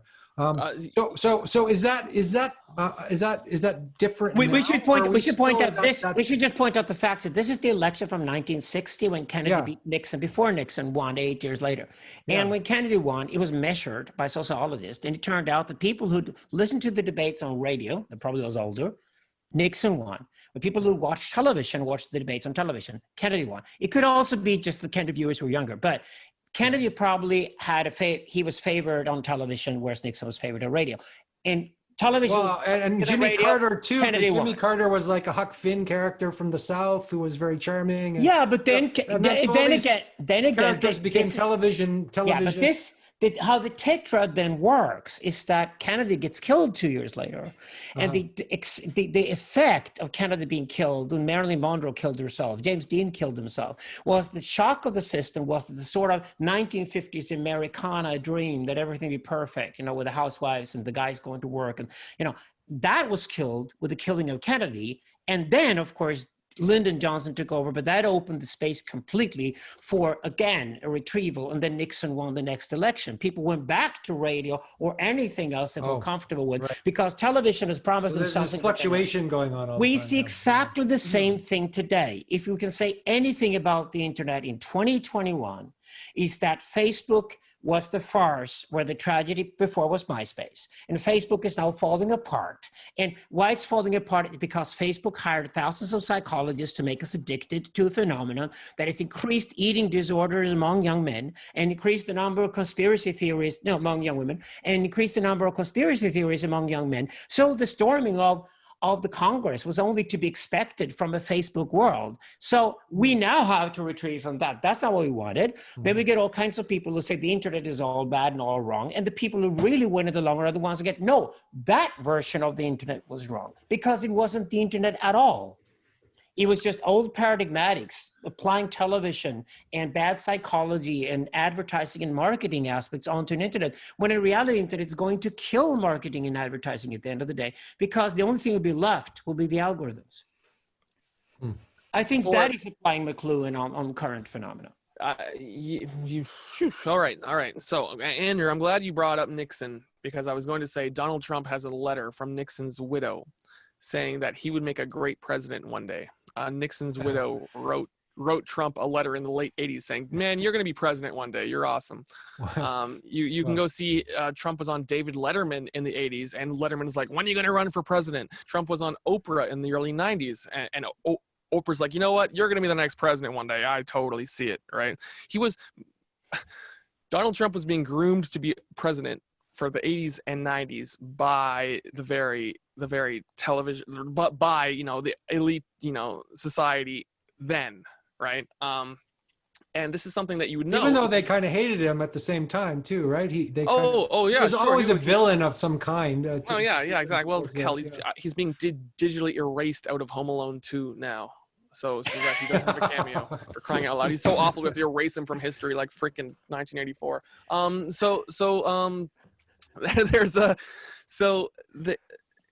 Particularly what, as I had said before, the real world as we experience it socially has become the content of this massive digital medium, right? So everything we do ostensibly is surveilled and manipulated, and we're being nudged. I think there was a book called Nudge that came out around 2008 that President Obama really liked or something. Right? How everyone is subliminally being micro managed through algorithms to do what it is that advertisers want us to do, and we're all puppets with corporations' gloves up our asses making us do stuff, and when we think we're enacting free will and we're really not, when we are living in the content of digital media today, right? So that's the default state. If you don't know any better, you're going to be fated to live that way in the medium. Donald Trump, however, I attribute his rise to power, the vacuum of when the peanut gallery comment section of the internet took over what was the role of journalism in writing the story of the day, right? Finally, in the 2014, 2015, the comment section began writing the news first, and the tail began wagging the dog, and the journalists in telling the official story of what happened today was lagging behind the mass crowdsourced comment section commentary at Peanut Gallery of people who actually intuited what was going on more truthfully than trained journalists could do. And they took over the world, and that's where all the conspiracy theory stuff comes from. And I mean, conspiracy theory is the folklore. Post-Kennedy, conspiracy theory is the cultural folklore of American, like independent, free-thinking. Oh, the CIA's got their thumbs in everything, and everyone's just a puppet and blah blah blah blah blah. Right. Radio hosts, renegade conspiracy theory radio hosts have been, the dark subconscious, repressive half of the psyche lurking below the depths in as the surround to which television, as the conscious mind of the masses, was pretending everything's fine and cool while this paranoid psyche is bubbling off the television screen below the radar of people staying up all night listening to conspiracy theory shit from the 90s, 2000s, right? So all that prehistory has come to a head and been synthesized into one super conspiracy, which now whatever the QAnon guy just pretends to explain everything that you knew was going on all along, right, as these disparate separate stories just kind of congealed into one super conspiracy, which is taken over the paranoid psyche of anyone who tries to think outside the box. Either you trust CNN and are a dupe, or you fall into the morass of conspiracy theory and are terrified of the evil, pedophile globalists. And it's very hard to straddle, to find any sort of balance between being a total dupe of the corporations and screaming psychotic insanity of falling out of the mass mind, collective consciousness as it's built up by the electric environment for the entire 20th century. Yeah. But this is exactly what paradigmatics comes into the picture, because the first thing that happens is that the old system falls apart and tries to defend its position. It does so through politics, it does so through mass media, it does through academics. Those are precisely institutions that the Democratic Party in the United States try to hang on to right now to control a certain narrative. And the last chance to do that is the Biden won the presidency and try to control Congress and politics. All they don't even understand that politics now also become a social theater, and that's what Trump pointed out. I mean, if you get Trump, he doesn't care what Congress thinks about him. They can impeach him for all he cares. He cares about the attention that he gets because he's building everything in his career on a territorial economy, which is the digital way of doing television. That's exactly what he does. The other guys fall into that trap. Why? But what else would they do? They're not part of a new power structure. They're not netocrats. They're not the digital overlords or anything. But what you first get is an anarchy. And that's where mythology comes into the picture. So I would expect the internet the next 10 years to be conspiracy theories for men and astrology for women. Expect feminists to be astrologists next, and expect to have PhDs in astrology from Stanford or whatever. That's where probably that's going to go. Only then can you have what we call a plurality. You can have certain nodes that are more trusted than others, either because they're funnier than others or because they're actually more knowledgeable than other people are. And the people who follow the more knowledgeable nodes in such a nodalization process, that becomes a new power elite. And this takes time. That's why our last book, Libido, is so dark. This is all, again, Mcluhanite understanding how media controls our thinking, not the other way around. So yes, the two options you're presenting, Clinton, is actually the old and new paradigm. And what's interesting here is that it's the conspiracy theorists out there who are on the side of the new. Okay, does anybody... There's a French Revolution of the Jacobins, woke people to the Jacobins. It first gets bloody and messy, but it is actually the mob in the streets that is the beginning of the new, not the people who hold on to central power that's already fallen apart. And when Nancy Pelosi says that the Congress is a temple, we're just thinking like, weren't all the burnt down city centers where you were defunding the police 6 months ago important as that, why isn't our shopping center here in Minneapolis as important as your fucking workplace in Washington, D.C., bitch? And she doesn't even understand because her paradigmatics is wrong. Her paradigmatics is that people still look up to her in the Congress as the central power which is to be worshipped. Nobody does. The Congress today is as powerful to us as a pyramid in Egypt would be. They're right. It's a bunch of burned down rocks. Can I just interrupt for a second? I want to see if anybody in the audience has any comments or questions or thoughts that they would want, if they want to join in, or should we just keep this No, going? they look great though. I will want to sleep with them afterwards. So if we can have a word here or something like that, that'd be even better. I'll keep my camera on. So the Am I taking my Mcluhan too far, Clinton? You're the scholar here and I'm the philosopher, so. it's all about proportion with Mcluhan and reining proportion into the human scale. So I think there's an aspiration. I when I was studying all this stuff, and it was literally driving me into a literal psychosis reading Mcluhan. It was a long work therapy to re-socialize myself and start talking to people and being able to put this into words without self-conscious and right. I had like a month-long infatuation with the story of Florence Nightingale. And I made a YouTube video, and I think I break up crying in it a few times. So I'm telling the story of Florence Nightingale, who was contemporary to the invention of the telegraph and who became the first electric celebrity. And she had, through measurement and scientific, right, she understood statistics and math, and she was doing the math behind running the logistics of a proper hospital, and she invented nursing totally as a scientific discipline of, you know, nurses were prostitutes, right?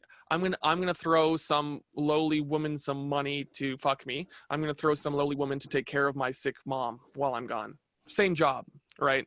That's what a nurse was, until Florence Nightingale ran into the middle of a fucking war and systematized the battlefield hospital and used the telegraph to send news back home to London every single day and demand social change and revolutionize the world, right? So she's this midwife sort of figure giving birth to the world, and it's a very moralistic sort of, you know, she's got a very good idea of the good. She was very religious, devoutly so, and that impelled her to do God's work, whatever, right? But this, right, so I became infatuated with Florence Nightingale for about a month. I read like 3-4 biographies on her and shit because she was an e-celeb. She was a YouTube celebrity. Her face was, she's a random nobody who was on the front page of the Times of London twice a day, every day for like 6 months. A random person just calling in favors and transmitting something from across the world every day, like a correspondent sending the news. Here's what's happening on the battlefield now. Here's what's happening on the battlefield now. I just got fucking fired because these doctors care more about their job than they care about saving the lives of our boys who are, you know, being sacrificed like sheep on the battlefield for this bullshit cause, whatever. Activism, right? Pure social justice activist e-celeb of the sort which we're all being overrun with and mobbed by today.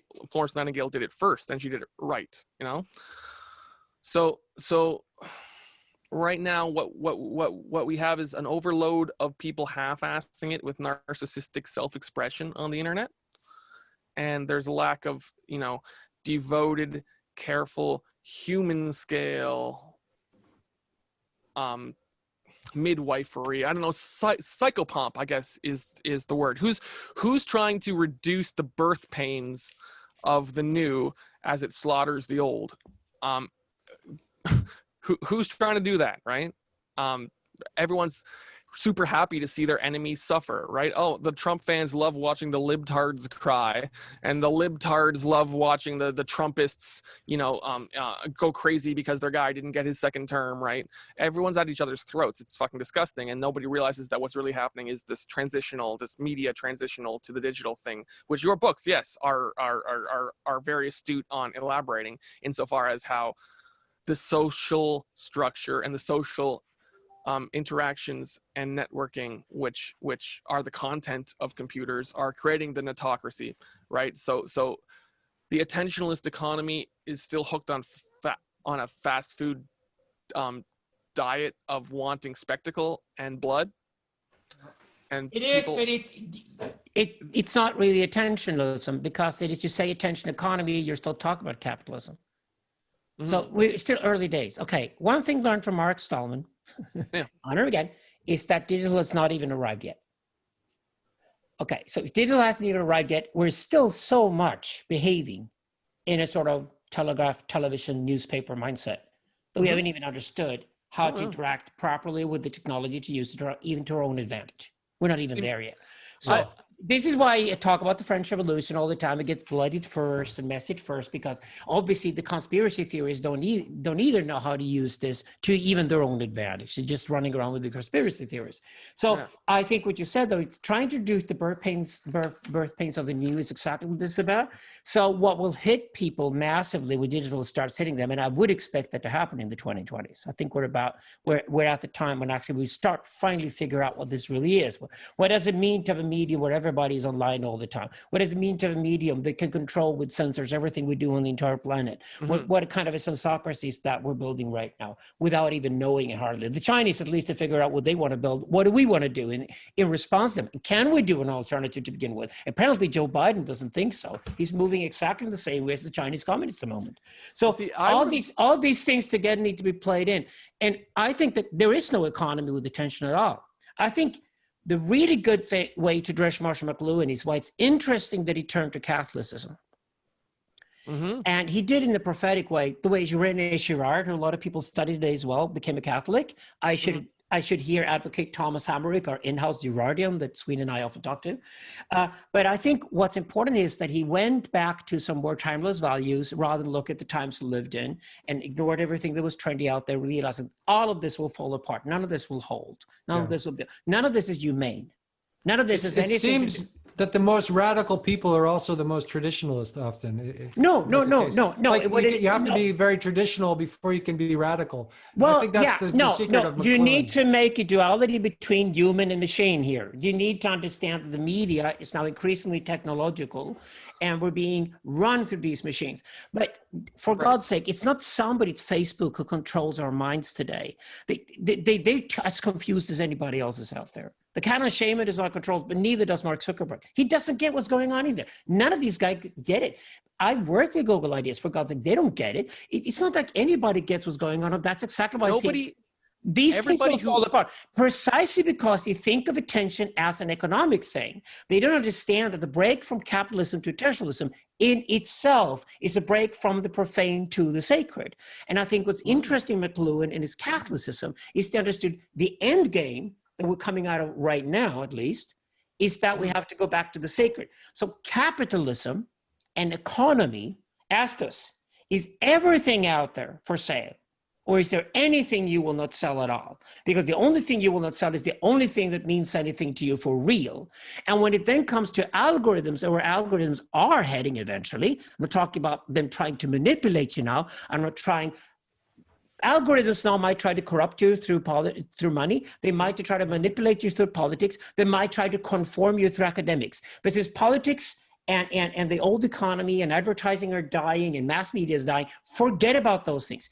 The real algorithm is not here yet. And that's why digital isn't here yet. But when the real algorithm comes, and you and your friends are in control of what kind of algorithms you're surrounded with, and there's no reason why you should be that, you will kill advertising, you'll kill marketing, you'll kill all that shit. It will kill all the spam in the world. Every ad blocker today is digital. That is a natural reaction from a human that I don't want this shit. I never asked for it. Why is it here? It's so obvious now that people try to manipulate you or corrupt you, whatever they try, or conform you, that since the confirmation, the manipulation, and the corruption is so obvious, even the average Joe will get that this is not something I want or asked for. And I certainly don't want the inside their heads of my kids. Google's biggest enemy today is Christian Republican women in Texas who are now rising up, understanding that Google is trying to manipulate the heads of their kids. And that's something they do not want. That's why Gab, for example, fighting Twitter is a Christian phenomenon. So, okay, we have a couple minutes left, guys. Maybe we could have just a wrap up by Clinton or something. The return to Catholicism. I think that's a really good endpoint for Clinton to try to see. And where are you at with that yourself? A return to the sacred. A return to the sacred. Very, very interesting. And very, very dangerous too. It's very interesting. Yeah. Attention cannot be traded. Because it cannot be traded, it's now training us to think in the not being traded quality of things. And that's ultimately what being human is. Okay, Clinton, you have 1 minute to say one last thing. I went to Catholic school, elementary school and high school, and I was not baptized. So I was there, but I didn't participate in the mass. right? So it's sort of a defining alienation of myself and my relation to Catholicism as an, right? So reading Mcluhan, again, I'm vicariously living in his faith. Vicariously, it's his faith, right? I'm putting it on for the sake of understanding this smart guy whose books I'm reading, right? So that's really all I can say about that right now. The news media was not going to give you a good analysis. What you just said, Bart, is that the Republicans are reacting to Google taking over people's kids. One of the reasons Trump got elected was his promise to end the Common Core education curriculum in the States.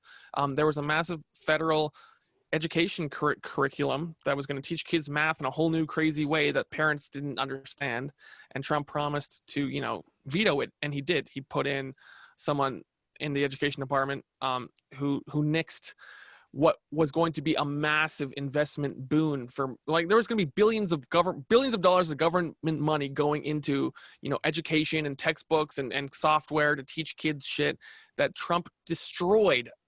The work of decades of building this massive curriculum that he just fucking kicked over like a sandcastle and destroyed the investments of a shitload of rich people who were going to get free government education money, right?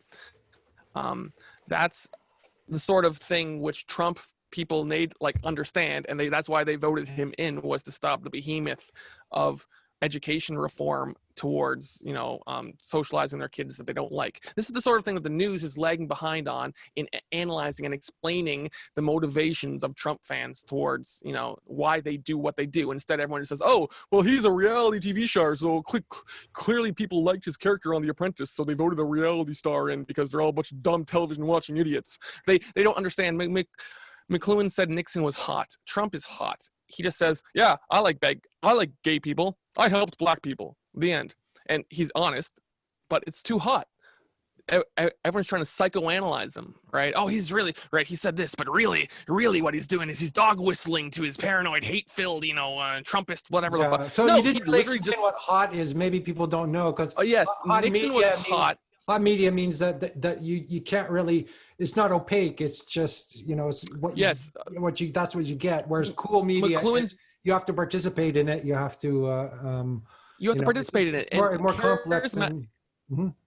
Mcluhan defined charisma as someone who looks like a whole bunch of people you already know all at once. Yeah. Right. Charisma is to be readily familiar and friendly and accessible and recognizable to people as a stranger. The cool person, Robert Kennedy, Robert, sure, why not? I'm sure he was charismatic. JFK beat Nixon because he was cool, and Nixon was too hot. He was too much of one very specific idiosyncratic guy, which doesn't work on TV, right? Okay. He's not an icon of a relatable, I want to have a beer with that guy kind of so guys thing. No one. We've gone very hot. We've gone over time, and I'm sure this conversation could go on for another 4 hours. But I kind of want to end it here, and thank everybody for such a rich, thank you, Clinton, for bringing your labyrinthine scholarship and incredible mind to Parallax, and thank you, Alexander. I think this is the first time that somebody has talked almost as much as Alexander in a conversation. So that might be like a first. So congratulations for being as much of a motor mouth as Alexander. And thank you, Justina and Thomas and Morton, for showing up and being here. And we're having, in a couple of weeks, we have another session with Thomas Halmerick. We're talking to John Vervaeke and Zach Stein and Christopher Mastro Pietro as well, at the beginning of February.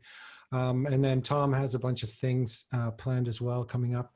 So we've got a lot of things coming up on Parallax. And so please join us and spread the word about this community. Sign up for our newsletters and all that. And we should add also that we're going to stay digital the entire spring, but we certainly started planning for events in the physical space in the fall. Right.